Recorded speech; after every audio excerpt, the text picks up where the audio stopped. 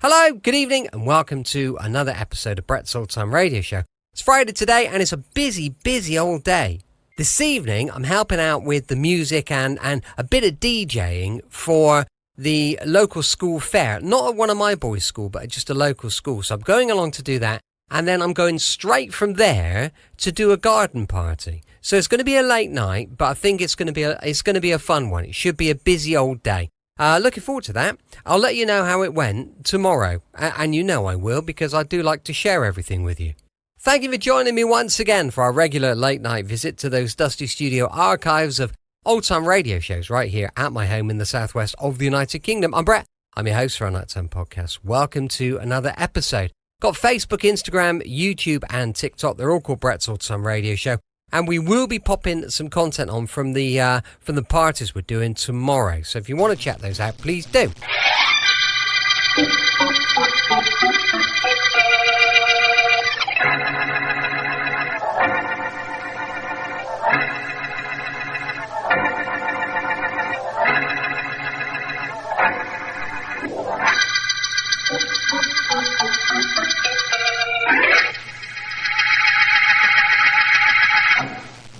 Blonde mink, Daddy.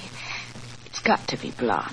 Or you don't want it? Well, now, Ricky, let's not go to extremes.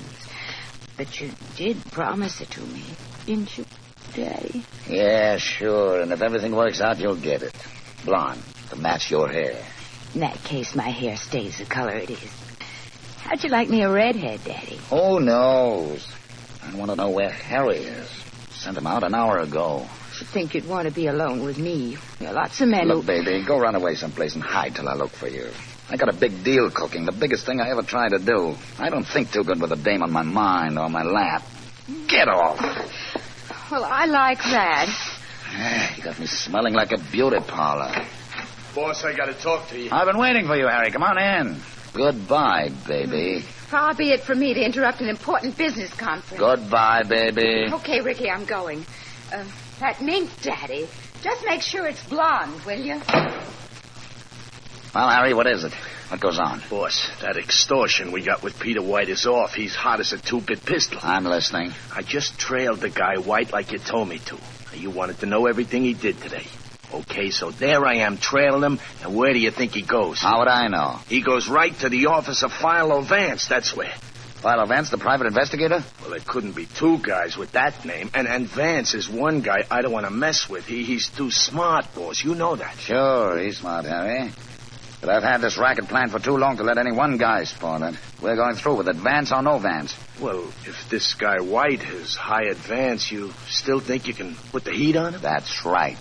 That's what I think. Oh, but, boss, we're putting our head in a sling. We can't grab Peter White with Vance around. That's just the point, Harry. You and I will see that Vance isn't around.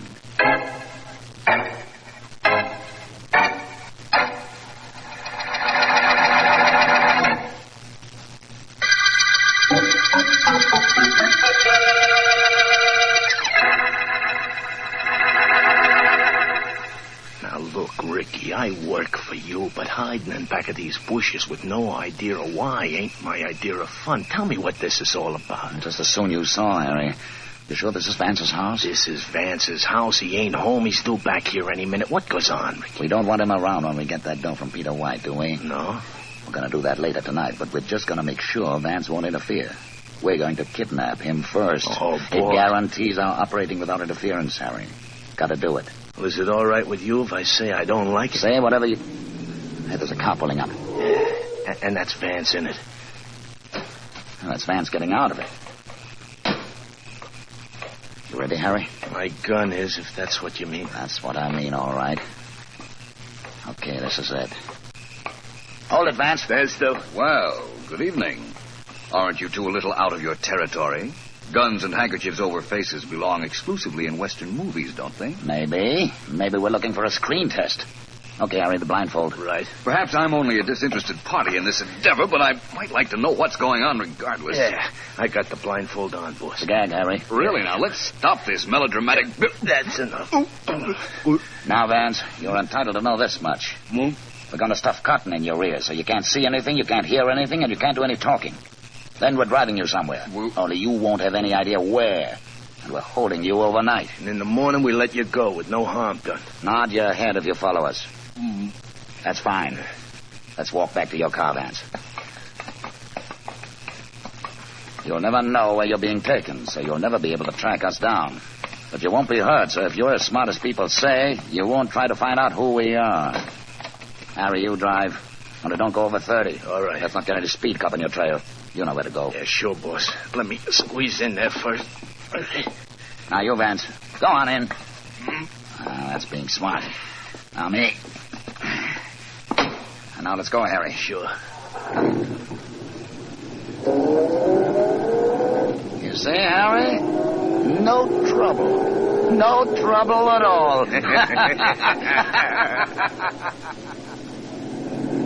Pull it up to the curb right here, eh? Yeah. I'll get the cotton out of Vance's ears. Okay. Yeah. Good. Now, Vance, listen. We're leaving the blindfold on, but I'm jamming your hat over your eyes like this. Now I'll remove the gag. I imagine we might be seen by people, and that's the reason you're doing this. You've got a good imagination. Thank you. What happens after we get wherever it is you're taking me? We're there now. You stay here overnight, and in the morning we'll let you go. But first we'll bandage your eyes, and in fact your whole head, and take you out of here in a private ambulance. After we dump you, you'll have no idea of where you've been. Believe me, you won't. Very well, if you say so. Under the conditions you've outlined, I can't see how I could very well know where I've been. Now, could I? Boss, I don't like the way he said that. This Vance is too smart. I told you he was. I guess he thinks so, too. Well, you'll have all night to figure out how smart he really is.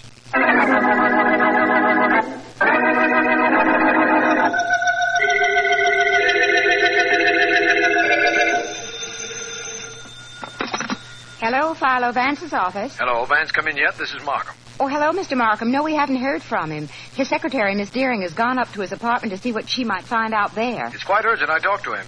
You know, this isn't like Vance. Oh, no, sir, it's not. I'll have him phone you the minute... Miss Henderson. Oh, he's here now, Mr. Markham. Just a minute. Markham on the phone for me. I'll take it in my private office. Just a minute, please, Mr. Markham. Mr. Vance will pick up his call.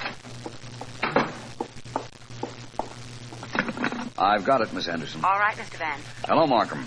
Vance, where have you been? This is the third time I've tried to reach you this morning. Well, I had a rather unusual experience last night, Markham. I was kidnapped, but I don't know why or by whom. Kidnapped? Don't let it concern you. I've been released, and I'm completely unharmed, except for the fact that I haven't slept. I'll tell you all about it when I see you. Why have you been trying to get me? Well, there's been another murder, Vance. Peter White was killed. You know him? No, he was in my office yesterday, but I was out. I spoke to him on the telephone, though. He told me that he'd been threatened by extortionists. I advised him to go to the police. Well, he never did. And it's too bad he didn't, because there was a terrible struggle at his house sometime after midnight, and he's dead. Any clues, Markham? None of any importance. We know he drew $100,000 in cash from the bank yesterday, and that's gone. And we picked up his brother, who claims not to have seen the dead man in years. That's all. That might be enough. You've had a tough night, Vance, but are you too tired to meet me at Mr. White's house? There's been a murder, hasn't there, Markham? Believe me, I'm not a bit tired now. But I've another stop to make first.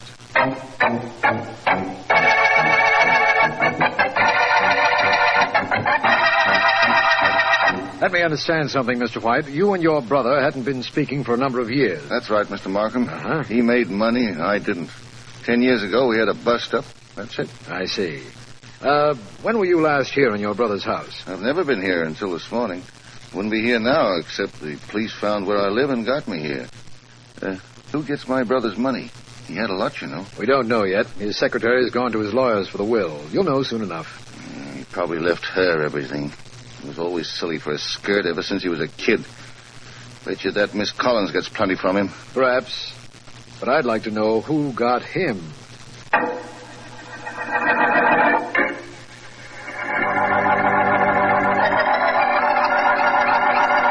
Well, Daddy, I'm here. You said to come early today and you'd surprise me. I'll surprise you, all right. Blonde mink surprise, Ricky? Maybe later on, baby, but not now. I'm waiting for Harry to show up, and he's late now. When he comes, do I get the mink? Could be. Oh, Daddy, you're wonderful. What you mean is I'll be wonderful when Harry gets here. If he gets here. I may be getting double-crossed. What happens then? You know what mink coats are made of? Little pieces. Sure. That's the way they're going to find Harry if he crosses me.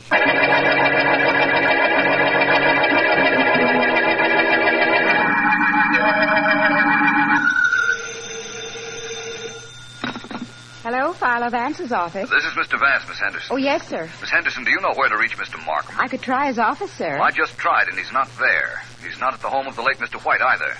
In the event that he calls in, ask him to do me a favor, will you? Oh, of course, Mr. Vance. What is it? Ask him to find out what business the dead man was in. I've been checking all over town, and nobody has any idea how he accumulated all his money.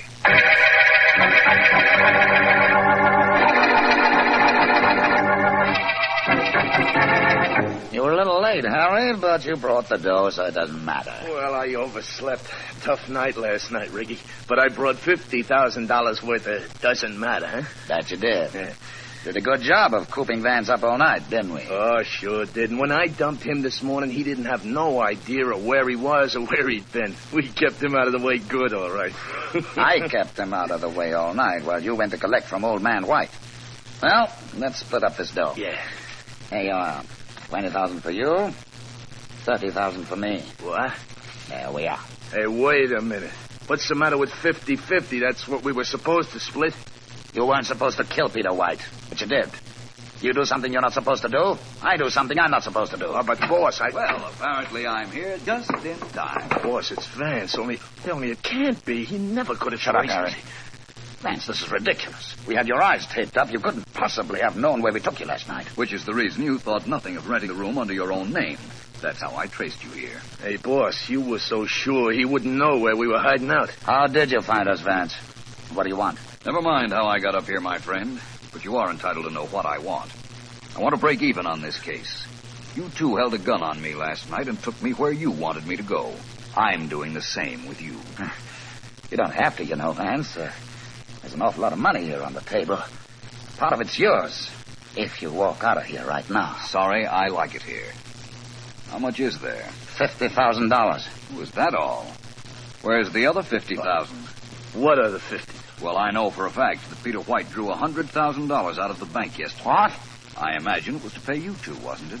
$100,000, Harry. Don't believe him, boss. He's trying to make us battle. I didn't get no 100 G's. All I got is on the table. All you have to do is call the bank and find out how much White withdrew, you know. I know, and you'd be a sap to come up here with that kind of story if it wasn't true. The other 50,000, Harry? There wasn't any, boss. Honest, there wasn't. This was all he gave me. You little Oh, no. Holding out 50,000 on me, was he? Thanks for letting me take that poker then, Vance. He raided it. Holding out on me and knocking off the old guy. That wasn't part of this. You got to know that, Vance. Do I? Yes. Apparently there are a lot of things I have to know. But I'm not satisfied I know them all yet. Look, Vance, I'm no chump. You've got us both. So how you found out where we took you last night, so you could trace us here, I don't know. But that guy White was NG.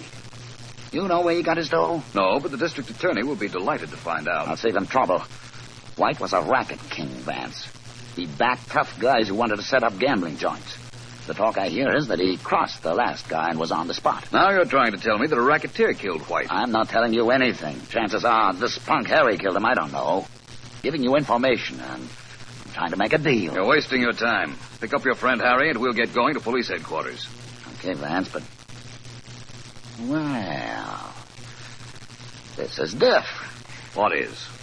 Well, there happens to be a very good friend of mine in back of you right now, Vance. A friend with a gun. It's quite possible. I thought I heard a door open a minute ago. That really earns me my mink coat, Ricky. You were a lifesaver, baby. You sure let Vance have it. Did I kill him? No, he'll be asleep, though, for a long time. Come on, let's blow this place. Suits me. How about that mink coat, Ricky? I'll buy you 2 of them, baby, after this. 2 of them, so you can keep real warm. Okay. The second one isn't to keep me warm. It's to keep me quiet.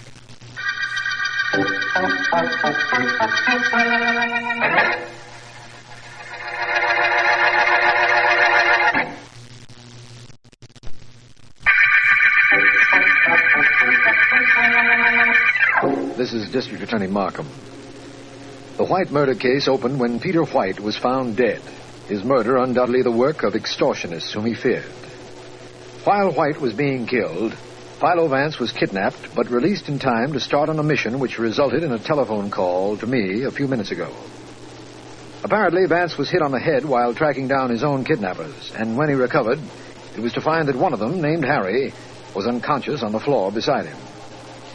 He has brought Harry to headquarters, telephoned me, and I am about to meet Vance in the prison corridor right now. As soon as I get through this door, Vance should be... Vance. Hello, Markham. Glad to see you. I'm delighted to see you. I've got so much to ask you and to tell you. Ask first, if you like, and then we'll go see this Harry I brought here. What I want to know is how you ever found the men who kidnapped you. You were blindfolded and shoved in a car, and yet you knew where you'd been taken. Yes, I did. Fortunately for me, the car went straight south. I knew it was going 30 miles an hour, and I knew it stopped exactly 5 times for traffic lights.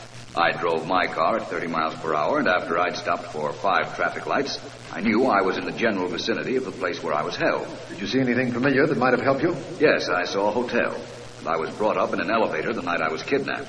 During that elevator ride, I counted the seconds from the ground floor to where we stopped. I duplicated that procedure at this hotel and came to the 9th floor. But the room, Vance, how did you find the room they held you in? My sense of direction after I got off the elevator.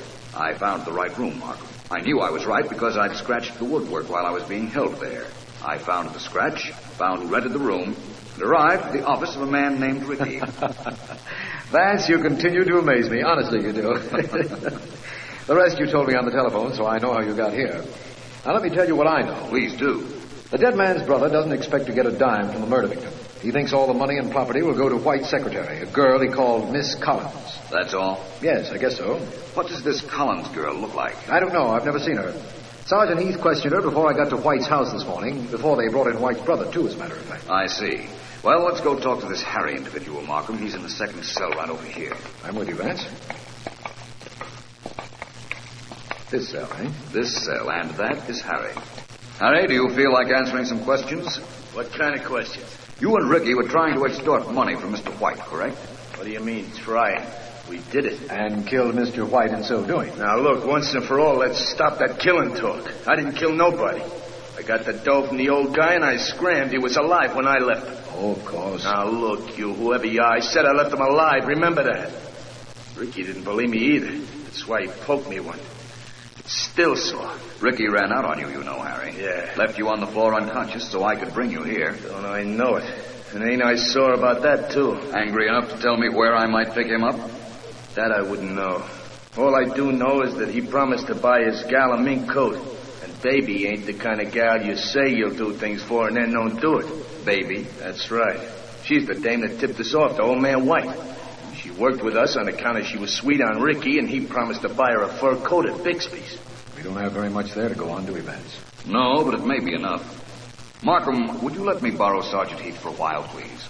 I'm sure he'll be anxious to cooperate, Vance. What do you want him to do? I want you to go back to Mr. White's house while Heath and I go on a shopping tour.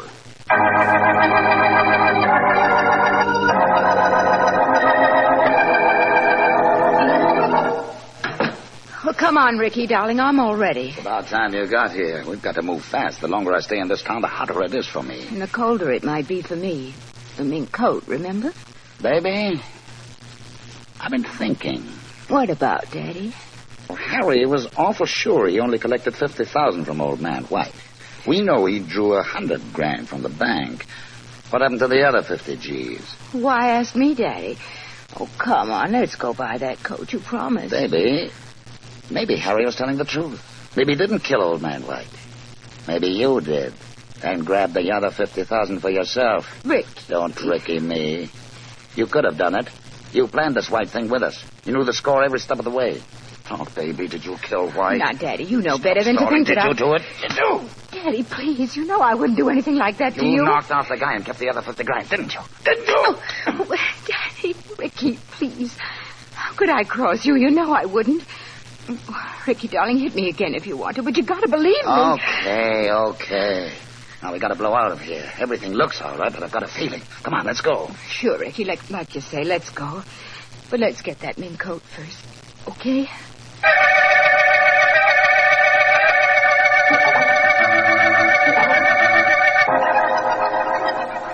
Lady, you've been looking at mink coats for an hour. Make up your mind. I want to get out of this store and out of town fast. Daddy, darling, you just don't walk in and buy a fur coat just like that. You gotta look at it and blow on the fur like this. Make sure it's a good mink. I don't care if it's a good or a bad mink. Get what you want and let's get out of here. Daddy, you're so silly. Now step away from the mirror a minute. Okay. That's better. Kind of like the way this one looks, don't you? Sure, I like it. Take it, have it wrapped, wear it out, do anything you want, but let's do it fast. Oh, you're so impetuous, Ricky. Okay. Oh, I think I'll take this one. I don't think either of you will take anything except a walk with me. Vance, not you again. This is getting to be a habit. Yes, isn't it? Look around you, Ricky. You'll see Police Sergeant Heath and a dozen men, so don't do anything foolish. We're surrounded, Ricky. Yeah. You and your mink coats.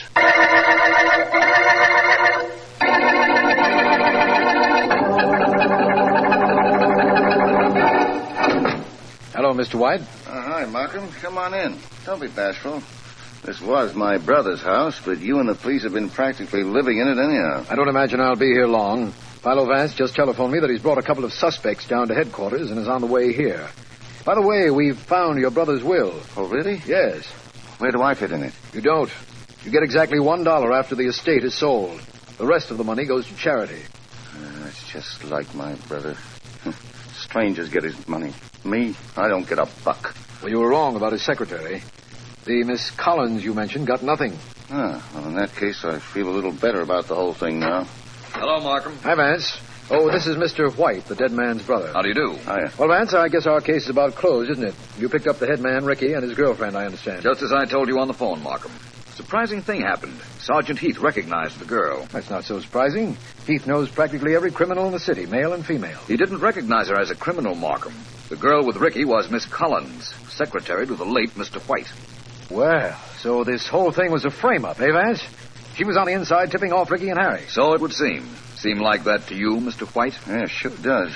Only goes to prove no blonde is any good. There's something in their blood, I guess. I've never heard that opinion expressed before. Mr. White, I've been meaning to ask you this when you and I met. Where were you when your brother was murdered?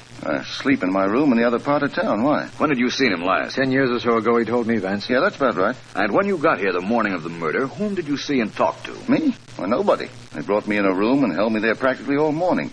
Only person I saw was Sergeant Heath and a couple of cops until Markham got here. Are you sure? Look, I don't know what you're trying to do to me, but of course I'm sure. Markham, who identified the body of the victim as Peter White? This man here and the secretary, Miss Collins, as I understand it. But not at the same time, of course. You're sure Peter White had a brother? Positive. We checked on this man's story. Why do you ask, Vance? Well, all I can tell you is that he is not Peter White's brother. Now, wait a minute, Vance. Vance, if he's not Peter White's brother, who is he? He's Peter White. What? You can arrest him for murder, Markham.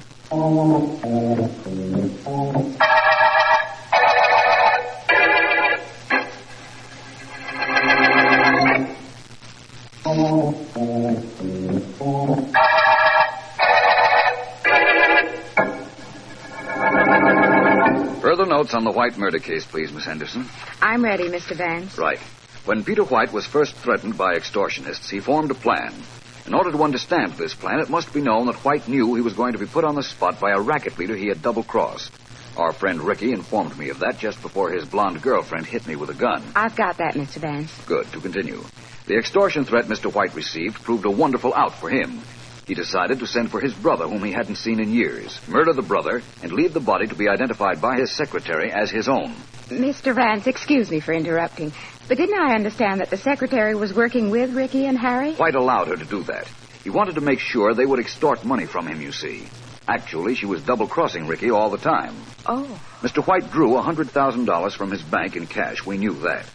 $50,000 of it he paid to Harry, the extortionist sent by Ricky. The other $50,000 he hid so that when the case was over and he was declared legally dead, he could have enough money to make a new start in another city. I'm sorry to keep interrupting, Mr. Vance, but with all that property and everything Mr. White had, why would he give that up just like that? He'd rather have his life than his property, Miss Henderson. And his plan guaranteed the underworld would think him dead. Now to continue. He paid Harry the $50,000, killed his brother whom he had sent for, and then went to the brother's room and waited for the police to call. I guess I'm learning fast, Mr. Vance. In other words, he figured the police would find out about the extortion and believe that the extortionists killed him after he paid them the money they wanted. He took no chance on the police not knowing. He came to me with his case, remember? I sure do. There's one thing I don't know, though. What made you so sure that Peter White was posing as his own brother? Well, Miss Henderson, that was rather simple. He knew Peter White's secretary's name, yet, according to his own story, he had never met her, seen her, or heard her discussed. He knew also that she was a blonde. Peter White's brother wouldn't have known those things, but Peter White would. No doubt about it. When I learned that Peter White worked from his home, was rarely seen out anywhere, that he was in trouble with a gang leader, and that $50,000 was missing from the money we know he took out of the bank, I needed only the mistake he made in naming and describing his secretary to round out my theory. Awful good theory it was, too, Mr. Vance, now that the secretary confessed and everything you imagined was actually the truth. Not a bad day's work for you, Mr. Vance. Not bad at all. Thank you, Miss Henderson. Thank you very much. Now we've come to the end of our notes, the end of the day, and the end of the White murder case.